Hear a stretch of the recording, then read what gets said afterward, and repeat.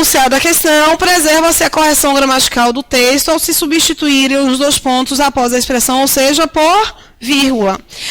As expressões, ou seja, por exemplo, aliás, elas vão ser estruturas isoladas. No lugar dessa vírgula, ele pôs os dois pontos porque a intenção desse ou seja é apresentar uma explicação. E os dois pontos ajudam também a essa apresentação. Ok? Belezinha, né? Eu acho que as pessoas errariam mais se no texto elas encontrassem uma vírgula e no enunciado eles pedissem para substituir a vírgula pelos dois pontos. Eu acho que as pessoas errariam mais. Você está sugerindo uma nova pergunta. Se eu posso colocar um travessão depois do ou seja. Eu até posso, porque a minha explicação ela pode ser introduzida pelo travessão. Todo o restante da minha informação tem que estar dentro dessa explicação. Quando nós visualizamos, no entanto, o travessão, fica meio estranha a visualização do texto. Em termos de correção gramatical é possível, mas em termos de clareza textual iria comprometer, porque o seu interlocutor teria que pensar melhor. Como o interlocutor ele já sabe, porque todos nós temos essa sensibilidade com os dois pontos, nós já sabemos que os dois pontos podem introduzir a explicação. Então, como nós sabemos disso, esses dois pontos, eles já esclarecem. Eu vou poder substituir tranquilamente essa vírgula que estaria aí pelos dois pontos. O travessão, repetindo, Ju, não está errado. Só contribui um pouquinho para o problema de clareza textual.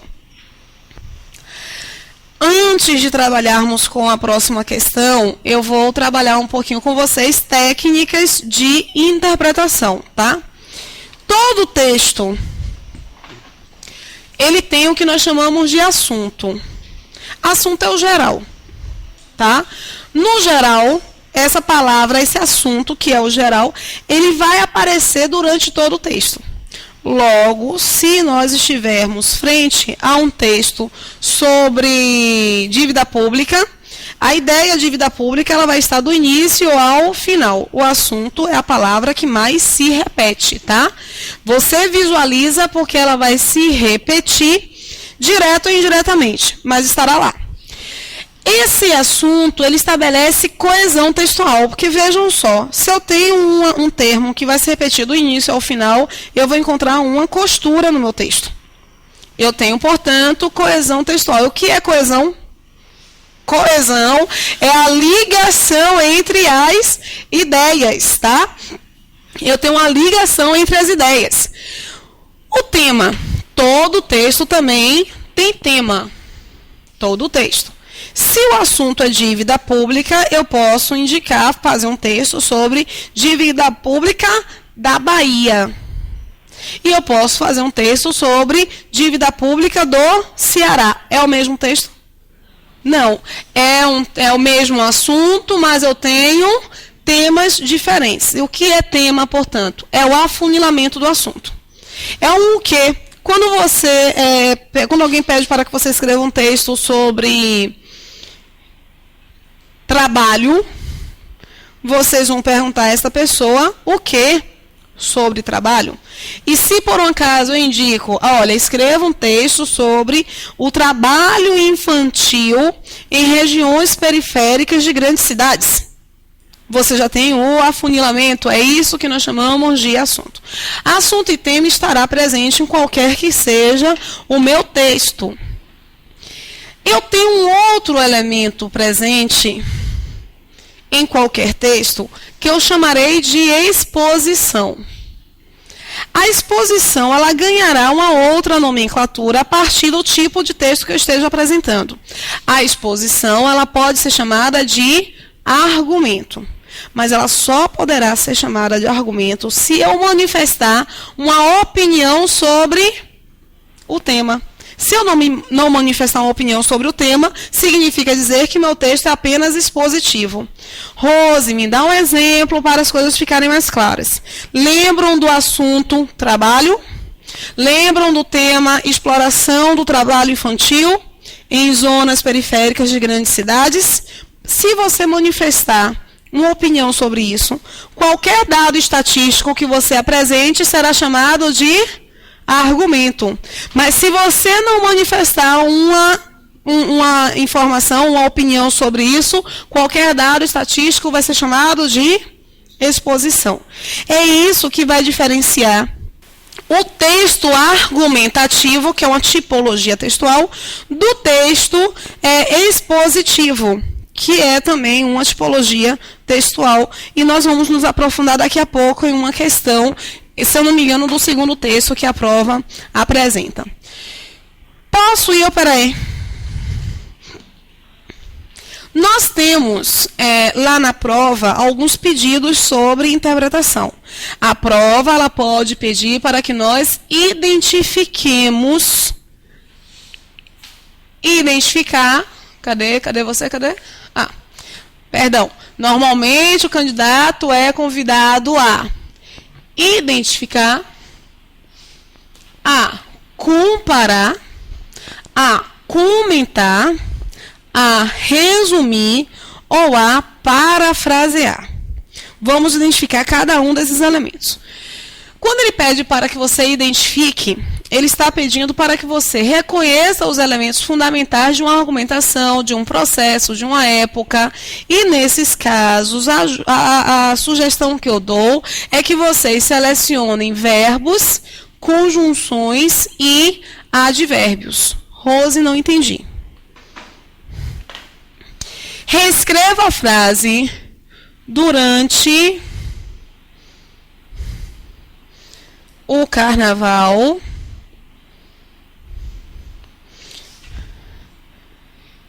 Ele beijou muito. Vou fazer uma reescrita boba, tá? Aqui. No carnaval, ele beijava pouco. Eu tenho a mesma informação? Não. É claramente uma informação diferenciada por causa desse pouco e por causa desse muito. Eu tenho movimentos aqui que mudam a intensidade do processo. Mas se no lugar do pouco eu conservasse o muito, eu teria a mesma informação?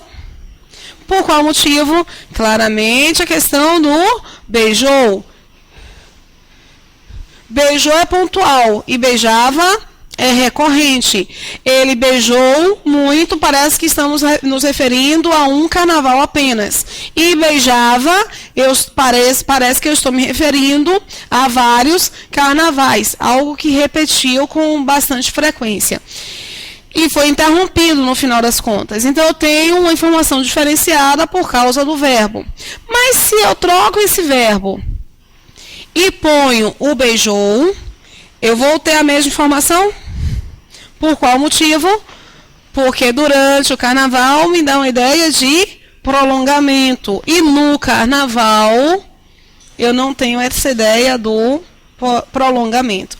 Vejam, portanto, que eu tenho três estruturas distintas que me dão informações distintas. Lá na prova eu preciso analisar isso. Quando eles pedem para que vocês substituam uma estrutura por outra, vão sempre para o contexto, porque o contexto ele pode ser prejudicado. O comparar. Comparar acontece quando eles apresentam dois textos.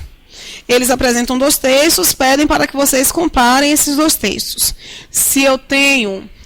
Normalmente aparece com questões de código, tá? Então não vai contemplar um perfil da SES Gran Rio, do SESP, perdão. Mas isso é normalmente. Pensem que eu tenho um texto 1 que trata sobre pena de morte a favor. E o texto 2, que trata sobre pena de morte, só que contra. E aqui as informações em código relacionadas a esse texto, a esses dois textos. Infere-se da leitura dos textos que ambos os leitores, os autores, são a favor da argumentação apresentada pelos dois textos. Ambos são a favor da argumentação apresentada pelos dois textos? Um eu tenho a favor e outro tenho contra. A favor e contra é uma argumentação, porque é um posicionamento. Argumento só existe quando eu tenho uma opinião. Eu vou ter a mesma opinião nos dois? Não, eu tenho opiniões diferentes. Aí, em questões de código, se você erra esta, você erra todas. É praticamente uma questão estilo CESP, só que é um quesito com 3 assertivas a serem identificadas como corretas ou falsas. O resumo é você identificar, o comentário é você apresentar um parecer acerca de uma determinada situação. O comentário ele pode ser expositivo, como acontece com o estudo de caso. O comentário é nada mais, nada menos do que uma questão de interpretação relacionada à produção de texto. Na produção do seu texto, você vai identificar se compreendeu ou não compreendeu o processo, o tema que eles ofereceram. O comentário pode ser expositivo, como em uma prova cujo processo de produção está fundamentado em estudo de caso. O estudo de caso é você escrever sobre aquele caso sem dar uma opinião, indicando um parecer. Isso é técnico. A dissertação argumentativa é você escrever sobre aquele tema manifestando uma opinião, ok? Mas não deixam de ser aqui comentários. O resumo. Os enunciados para resumo. O eixo temático do texto pode ser resumido na seguinte frase. Aí você tem o texto, lê o texto e identifica qual é o resumo para aquele texto.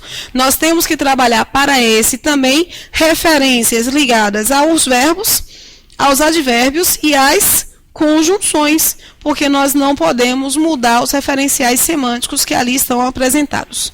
Parafrasear é você reescrever com outras palavras, mas mantendo os sentidos que foram manifestados pelo texto. Vamos aqui fazer a leitura do nosso texto. Esse texto eu achei ótimo, gente. Tem uns textos que aparecem em prova para concurso, que são textos esclarecedores para a nossa vida. Nossa espécie passou os últimos 150 mil anos melhorando o cérebro.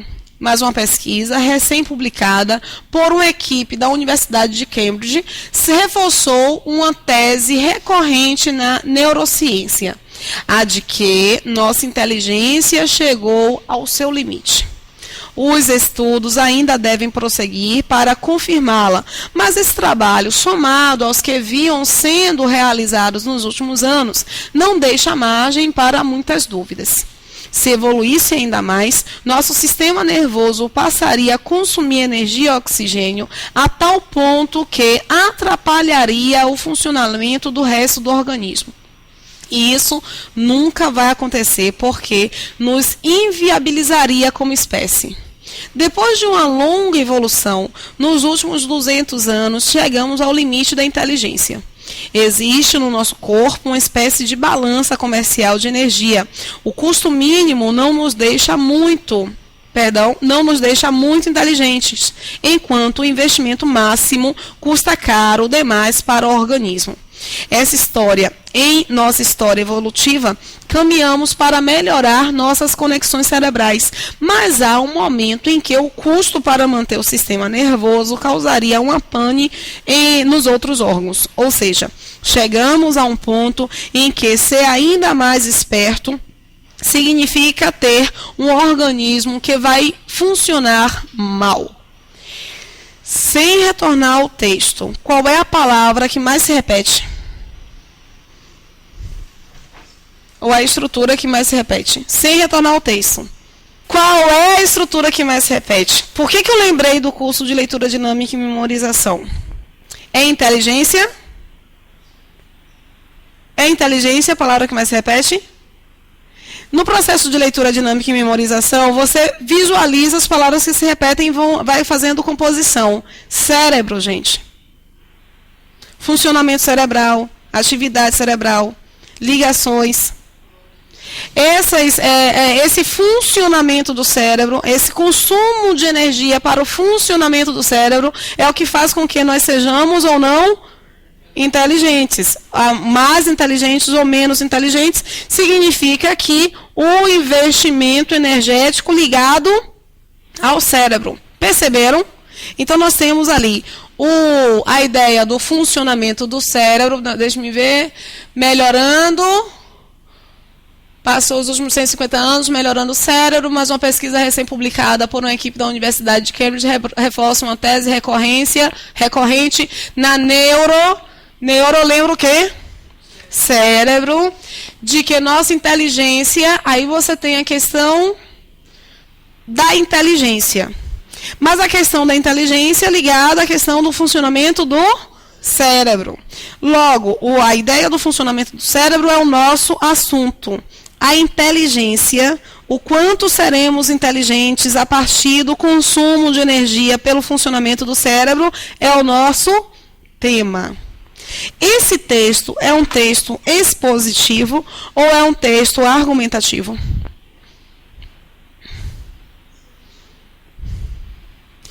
Como é que você percebe se é argumentativo ou se é expositivo? Você sai da leitura de um texto argumentativo assim. Ah, eu acho isso. Ou assim. Não, não acho isso. Se é um texto expositivo, você tira as suas conclusões. Ele aqui está expondo os resultados de uma pesquisa. Ele está expondo a opinião? Não. A pesquisa manifesta a opinião. O autor do texto manifesta uma opinião? Não. Então, tome muito cuidado, porque às vezes os enunciados estão cobrando o argumento, por exemplo, aqui da pesquisa. E às vezes eles perguntam se o argumento da pesquisa é o argumento do autor. É o argumento do autor? Não. Belezinha? Dá para ir, não dá? A pesquisa, os resultados da pesquisa, esses pontos são, portanto, exposições do texto, não são argumentos do texto.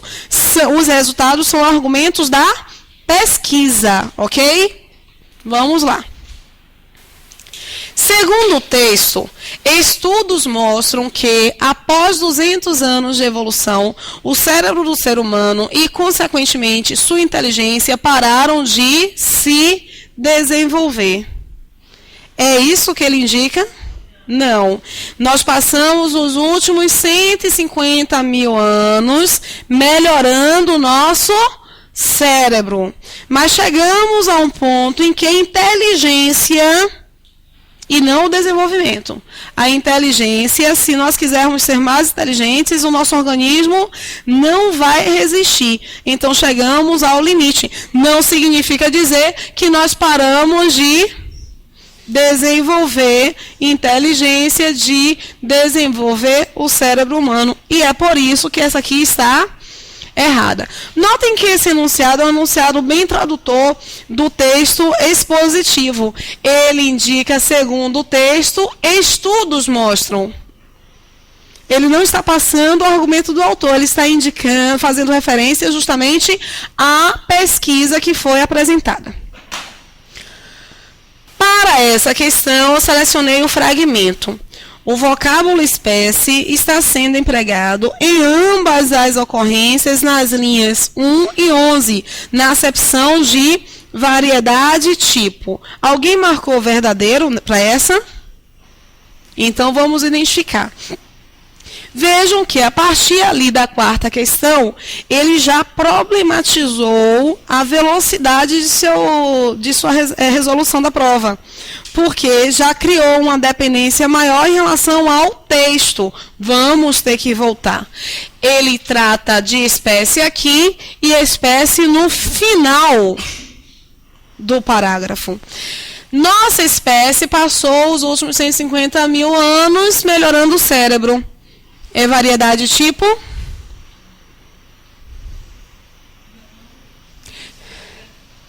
Se evoluísse ainda mais, nosso sistema nervoso passaria a consumir energia e oxigênio a tal ponto que atrapalharia o funcionamento do resto do organismo. E isso nunca vai acontecer porque nos inviabilizaria como espécie, como indivíduo, não é? Como ser orgânico.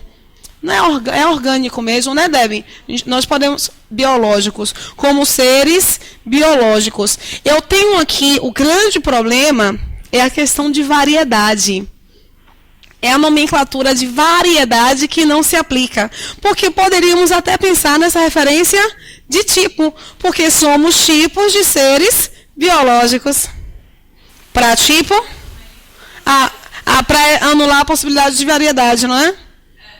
Eu acho que é essa referência, essa junção aqui de variedade e tipo que não se casa muito bem com o último elemento. Não se encaixa.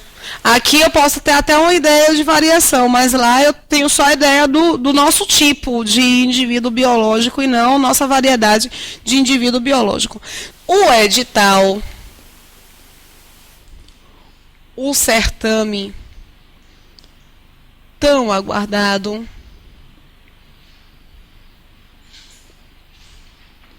foi suspenso.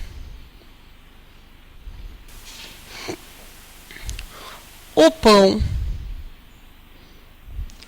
o queijo foram comprados.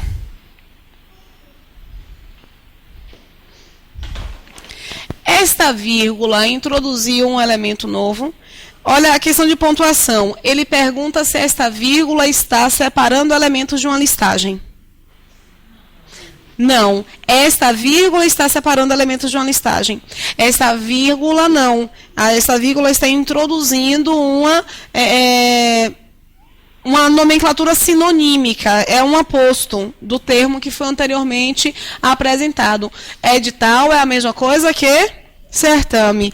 E pão é a mesma coisa que queijo? Não. E é por isso, inclusive, que meu verbo está no singular no primeiro e está no plural no segundo, porque são elementos diferentes, ok? Deu para entender a pergunta agora?